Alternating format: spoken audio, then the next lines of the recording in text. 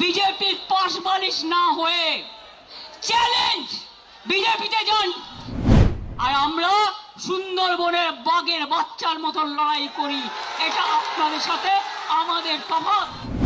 আমরা বেঁচে গেছি, চোরগুলো বিজেপিতে চলে গেছে। শুনুন, নকল বেড়াল তপস্বী হয়ে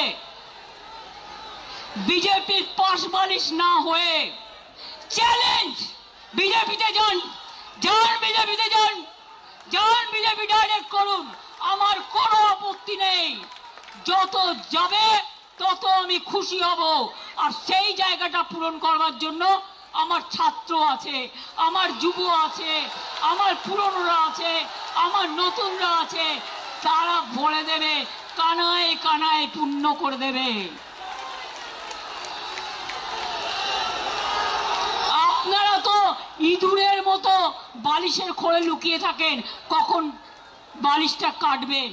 আর আমরা সুন্দরবনের বাঘের বাচ্চার মতো লড়াই করি। এটা আপনাদের সাথে আমাদের তফাৎ। পার্টি সিম্বলে জেতার পর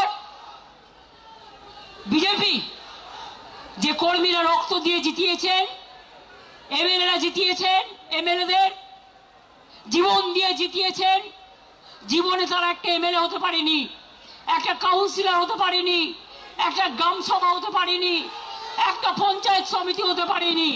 তারাই মিছিল করে, তারাই মিটিং করে। আর আপনারা এত ভোগী, 2 মাস সহ্য করতে পারলেন না। এই যে চোর চোর বলে বেড়াচ্ছে না, আমরা বেঁচে গেছি, চোরগুলো বিজেপিতে চলে গেছে। না, নেব না, একদম নেব না। কালকের অপারেশন কারা করেছে আমি প্রত্যেকটার নাম জানি। আমাদের লড়াই শুরু হয়েছে, আমাদের লড়াই তখনই থামবে যখন দেখব আপদগুলো বিদায় নিয়েছে। এটা মাথায় রাখবেন।